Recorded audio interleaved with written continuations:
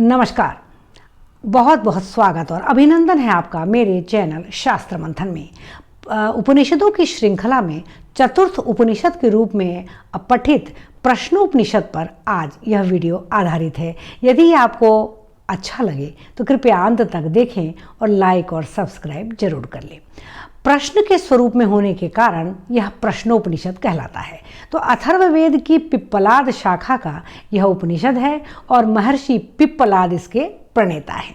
तो महर्षि पिप्पलाद से 6 ऋषियों ने कबंधी, शुकेशा, आश्वलायन, सत्यकाम, भार्गव और सौर्यायिनी ने सृष्टि और ईश्वर के बारे में कुछ प्रश्न पूछे, प्राण के बारे में कुछ प्रश्न पूछे और उसका जो उत्तर पिप्पलाद ऋषि ने दिया है वही है प्रश्नोपनिषद, जिसमें मात्र 6 प्रश्नों का उत्तर है।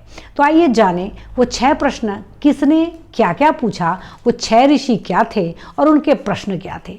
सबसे पहले कबंधी ऋषि ने पूछा कि यह बताइए कि यह सृष्टि कैसे उत्पन्न हुई है, कैसे संचालित होती है, कौन है इसका कर्ता धर्ता।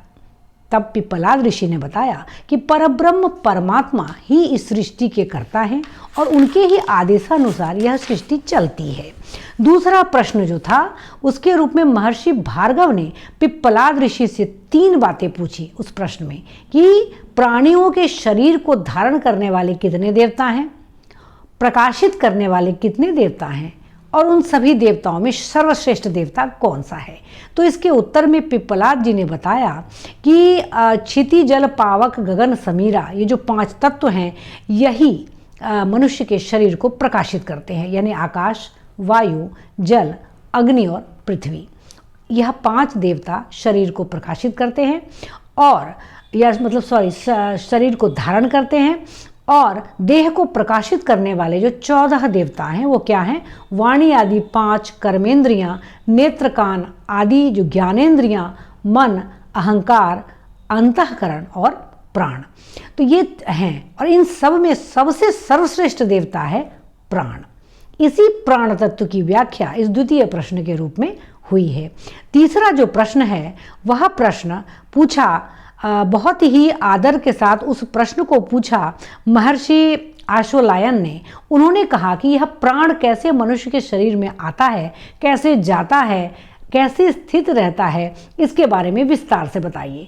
तो महर्षि पिप्पलाद ने उन्हें प्राण के आने, जाने और निकलने के मार्गों के बारे में विस्तार से बताया। चौथा प्रश्न गार्ग्य मुनि ने पूछा। उन्होंने कहा कि जीवात्मा क्या है, परमात्मा क्या है, परब्रह्म क्या है, इसके बारे में आप बताएं।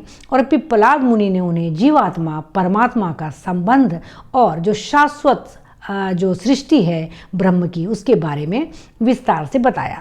5वां प्रश्न अत्यंत महत्वपूर्ण माना जाता है जो शैव्य सत्यकाम द्वारा पूछा गया। इस ऋषि ने पूछा कि ओंकार की उपासना का फल क्या है। हम जो ओम करके उच्चारण करते हैं इसकी उपासना और उसका फल क्या है, इसका ज्ञान आप हमें दीजिए हे पिप्पलाद ऋषि। तब पिप्पलाद ने महर्षि गार्ग्य को ओंकार उपासना की पद्धति, उसका फल और उससे कैसे मोक्ष की प्राप्ति होती है इसके बारे में विस्तार से बताया। यदि हमें ओंकार उपासना के बारे में जानना है तो प्रश्नोपनिषद को पढ़ना और उसको अपने भीतर उतारने की जो हमारी प्रक्रिया है वो हमें वस्तुतः ब्रह्म की ओर ले जाती है। छठा जो प्रश्न है वह शुकेशा ऋषि ने पूछा। उनका प्रश्न बड़ा महत्वपूर्ण है। उन्होंने पूछा कि 16 कलाओं वाला, 16 कलाओं वाला पुरुष कौन है, कौन ऐसा पुरुष है जिसमें 16 कलाएं हैं। तो पिप्पलाद ऋषि ने उन्हें बताया कि परब्रह्म परमेश्वर ही वह पुरुष है जिससे सृष्टि का निर्माण हुआ और उसमें ही उपस्थित होती हैं 16 कलाएं। साथ ही साथ परब्रह्म पुरुषोत्तम की जो 16 कला है उसमें क्या है?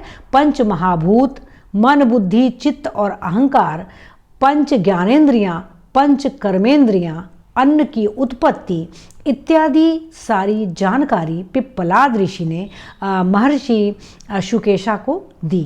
तो इन्हीं 6 प्रश्नों के उत्तर में प्रश्नोपनिषद हमारे सामने आता है और एक एक प्रश्न का जैसे उत्तर हमें मिलते जाता है, हमें पता चलता है कि परब्रह्म परमेश्वर ने किस प्रकार इस सृष्टि की रचना की, किस प्रकार प्राण को हमारे शरीर में, हमारी देह में, हमारी आत्मा में उतारा और कैसे उनकी एक इच्छा से यह प्राण जब हमारे शरीर को त्याग देता है तो हमारी किसी भी ज्ञानेंद्रिय और कर्मेंद्रिय का कोई महत्व नहीं रह जाता। वस्तुतः प्रश्नोपनिषद में प्राण की मीमांसा है, प्राण की महत्ता है और प्राण की सर्वश्रेष्ठ व्याख्या है। अगर यह प्रश्नोपनिषद और उसकी व्याख्या आपको अच्छी लगी हो तो कृपया इस चैनल को लाइक और सब्सक्राइब करें और जीवन में एक बार, कम से कम एक बार प्रश्नोपनिषद के इन 6 प्रश्नों को जरूर पढ़ें और चिंतन करें कि कितना महान है वो परब्रह्म परमेश्वर जिन्होंने हमारे शरीर में प्राण की स्थापना की। हम सांस लेते हैं, हम खाते हैं, पूजा पाठ करते हैं, पर ईश्वर के प्रति आभार प्रकट नहीं करते। तो आइए सब साथ मिलकर अपने इस प्राण के साथ अंतरतम से उस परमपिता परब्रह्म के प्रति आभार प्रकट करें। जय श्री हरि। ओम नमो भगवते वासुदेवाय।